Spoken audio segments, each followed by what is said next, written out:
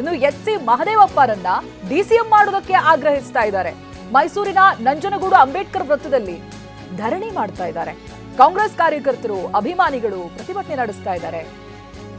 ಮಹದೇವಪ್ಪರಿಗೆ DCM ಸ್ಥಾನ ಬೇಕು ಅಂತ ಘೋಷಣೆ ಕೂಗ್ತಿದ್ದಾರೆ. ಮಹದೇವಪ್ಪ ಅವರ ಭಾವಚಿತ್ರ, ಬ್ಯಾನರ್ ಅನ್ನ ಹಿಡಿದು ಒತ್ತಾಯಿಸಿದ್ದಾರೆ. ಇವರನ್ನ ಡಿಸಿಎಂ ಮಾಡಬೇಕು ಅಂತ. ಮೈಸೂರಿನ ನಂಜನಗೂಡು ಅಂಬೇಡ್ಕರ್ ವೃತ್ತದಲ್ಲಿ ಧರಣಿ ನಡೆಸ್ತಾ ಇರುವಂತಹ ದೃಶ್ಯಗಳನ್ನು ನೀವು ಗಮನಿಸಬಹುದು. ಕಾಂಗ್ರೆಸ್ನ ಕಾರ್ಯಕರ್ತರಿದ್ದಾರೆ, ಹಾಗೆ ಅಭಿಮಾನಿಗಳು ಕೂಡ ಇದ್ದಾರೆ. ಡಿಸಿಎಂ ಸ್ಥಾನ ಕೊಡಿ ಮಹದೇವಪ್ಪ ಅವರಿಗೆ ಅಂತ ಘೋಷಣೆ ಕೂಗ್ತಾ ಇದ್ದಾರೆ.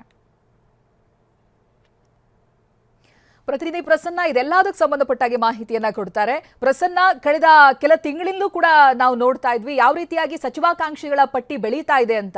ಇನ್ನು ನಾಳೆ ದಿನ ಅರ್ಧದಷ್ಟು ಡಿಸಿಷನ್ ತಗೊಳ್ಳೇಬೇಕಾಗಿದೆ, ಆ ರೀತಿಯಾದಂತಹ ಪ್ರೆಷರ್ ಇದೆ. ಹೇಗೆ ಡಿ.ಕೆ. ಶಿವಕುಮಾರ್ ಹ್ಯಾಂಡಲ್ ಮಾಡ್ತಾರೆ, ಸಿದ್ದರಾಮಯ್ಯನವರು ಹ್ಯಾಂಡಲ್ ಮಾಡ್ತಾರೆ, ಹೈಕಮಾಂಡ್ನ ನಿರ್ಧಾರ ಏನಾಗಿರುತ್ತೆ, ಹಾಗೆ ರಾಜ್ಯದಲ್ಲಿ ಆಗ್ತಾ ಇರುವಂತಹ ಬೆಳವಣಿಗೆ ಹೇಗೆ, ಒಂದು ಸೊಲ್ಯೂಷನ್ ಕಡೆಗೆ ಹೋಗೋದು ಹೇಗೆ ಕಾಂಗ್ರೆಸ್ ಅಂತ?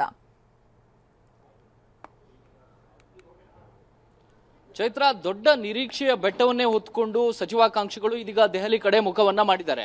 ಕರ್ನಾಟಕದಲ್ಲಿ ಸದ್ಯಕ್ಕೆ ರಾಜಕಾರಣ ಸ್ಥಗಿತವಾಗಿ ದೆಹಲಿಯಲ್ಲಿ ಜೋರಾಗಿ ನಡೀತಾ ಇದೆ. ಡಿ.ಕೆ. ಶಿವಕುಮಾರ್ ಮತ್ತು ಸಿದ್ದರಾಮಯ್ಯನವರು ಇವತ್ತು ಬೆಳಗ್ಗೆ ದೆಹಲಿಗೆ ಹೊರಟ ಸಂದರ್ಭದಲ್ಲಿಯೇ ಸಾಕಷ್ಟು ಮಂದಿ ಅವ್ರನ್ನ ಭೇಟಿ ಮಾಡಿ ತಮಗೆ ಸಚಿವ ಸ್ಥಾನವನ್ನು ಕೊಡಿಸೋ ನಿಟ್ಟಿನಲ್ಲಿ ಹೈಕಮಾಂಡ್ ಮೇಲೆ ಒತ್ತಡ ಹೇರಿ ಅನ್ನುವಂತಹ ಆಗ್ರಹವನ್ನ ಮಾಡಿದ್ರು. ಅದಾದ ಬಳಿಕ ಇದೀಗ ಸಿದ್ದರಾಮಯ್ಯ ಮತ್ತು ಡಿ.ಕೆ. ಶಿವಕುಮಾರ್ ದೆಹಲಿ ತಲುಪಿದ ಬಳಿಕ ಅಲ್ಲಿ ದೊಡ್ಡ ಶಾಸಕರ ದಂಡೆ ದೆಹಲಿಯಲ್ಲಿ ಬೀಡು ಬಿಟ್ಟಿದೆ. ಪ್ರತಿಯೊಬ್ಬರು ಕೂಡ ಹೈಕಮಾಂಡ್ ನಾಯಕರನ್ನ ಭೇಟಿ ಮಾಡುವ ಪ್ರಯತ್ನಗಳನ್ನ ಮಾಡ್ತಾ ಇದ್ದಾರೆ. ರಣದೀಪ್ ಸಿಂಗ್ ಸುರ್ಜೇವಾಲಾ, ರಾಜ್ಯ ಕಾಂಗ್ರೆಸ್ ಉಸ್ತುವಾರಿ, ಅವ್ರನ್ನ ಭೇಟಿಯಾಗಿ ತಮಗೆ ಸಚಿವ ಸ್ಥಾನವನ್ನ ಯಾವ ಯಾವ ಕಾರಣಕ್ಕೆ ಕೊಡಬೇಕು ಅನ್ನುವಂತಹ ಆಗ್ರಹಗಳ ಪಟ್ಟಿಯನ್ನೇ ಇಡ್ತಾ ಇದ್ದಾರೆ. ಒಂದಷ್ಟು ಜನ ತಂಡವಾಗಿ ಹೋಗಿದ್ರೆ, ಉದಾಹರಣೆಗೆ ಈಗ MLCಗಳು ಒಂದು ತಂಡವನ್ನ ಮಾಡ್ಕೊಂಡು ಹೋಗಿ ತಮಗೆ ಇಂಥವ್ರನ್ನ ಸಚಿವರನ್ನಾಗಿ ಮಾಡಿ ಅನ್ನುವಂತ ಆಗ್ರಹವನ್ನ ಮಾಡ್ತಾ ಇದ್ದಾರೆ. ಕೆಲವೊಂದಿಷ್ಟು ಮಂದಿ ಜಿಲ್ಲೆಯ ಶಾಸಕರು ಒಗ್ಗೂಡಿ ಹೋಗಿದ್ದಾರೆ. ಜಿಲ್ಲಾ ರಾಜಕಾರಣಗಳು ಈ ವಿಚಾರದಲ್ಲೂ ಕೂಡ ಸಾಕಷ್ಟು ಬಯಲಾಗ್ತಾ ಇದೆ. ಕೋಲಾರ ಜಿಲ್ಲೆಯ ನಾರಾಯಣಸ್ವಾಮಿ ಮತ್ತು ಮಾಲೂರು ನಂಜೇಗೌಡ ಅವರು ಕೂಡ ಇದೀಗ ರೂಪಾ ಶಶಿದವರ ಹೆಸರು ಬಂದ ತಕ್ಷಣ ತಮ್ಮ ಪ್ರಯತ್ನವನ್ನ ತಾವು ಪ್ರಾರಂಭ ಮಾಡಿದ್ದಾರೆ. ಹೈಕಮಾಂಡ್ನ ಮಟ್ಟದಲ್ಲಿಯೂ ಕೂಡ ದಲಿತ ಸಮುದಾಯಕ್ಕೆ ಹೆಚ್ಚಿನ ಸ್ಥಾನಮಾನಗಳನ್ನ ಕೊಡಬೇಕು ಅನ್ನುವಂತ ಆಗ್ರಹ ಒಂದು ಕಡೆ ಆದ್ರೆ, ಅದರಲ್ಲಿ ಒಳ ಮೀಸಲಾತಿ ಹೇಗೆ ಕೊಡಲಾಗಿತ್ತು ಅದೇ ರೀತಿಯಲ್ಲಿ ದಲಿತ ಬಲಗೈ ಸಮುದಾಯದ ಹೆಚ್ಚಿನ ಶಾಸಕರಿಗೆ ಅವಕಾಶವನ್ನು ಕೊಡಬೇಕು ಸಚಿವ ಸ್ಥಾನದಲ್ಲಿ ಅನ್ನುವಂತ ನಿರೀಕ್ಷೆಯನ್ನ ಇಟ್ಕೊಂಡು ಬೇಡಿಕೆಯನ್ನ ಹೈಕಮಾಂಡ್ನ ಮುಂದೆ ಸಲ್ಲಿಸ್ತಾ ಇದ್ದಾರೆ. ಇನ್ನು ಹೆಚ್ಚುವರಿ ಡಿಸಿಎಂ ಆಯ್ಕೆ ವಿಚಾರದಲ್ಲೂ ಕೂಡ ಕಾಂಗ್ರೆಸ್ ಹೈಕಮಾಂಡ್ ಒಂದು ಅಂತಿಮ ತೀರ್ಮಾನಕ್ಕೆ ಬಂದಿಲ್ಲ.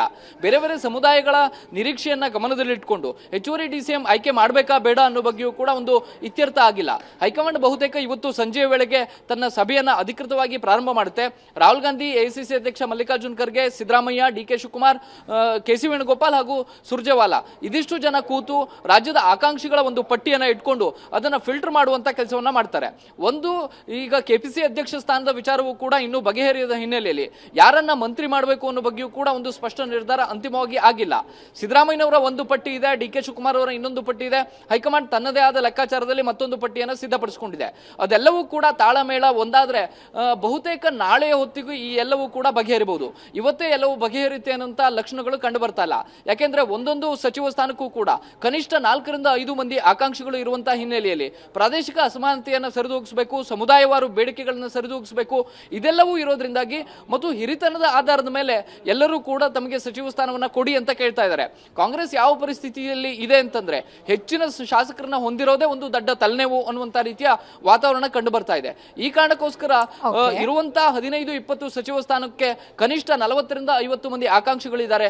ಇದೆಲ್ಲವನ್ನು ಕೂಡ ಒಂದು ಸರಿಯಾದ ಸೂತ್ರವನ್ನ ಆ ಮೂಲಕ ಬಗೆಹರಿಸುವಂತದ್ದು ಕಾಂಗ್ರೆಸ್ನ ಹೈಕಮಾಂಡ್ಗೂ ದೊಡ್ಡ ಸವಾಲಾಗಿ ಪರಿಣಮಿಸಿದೆ. Chaitra, right, thank you Prasanna ಮಾಹಿತಿಗಾಗಿ.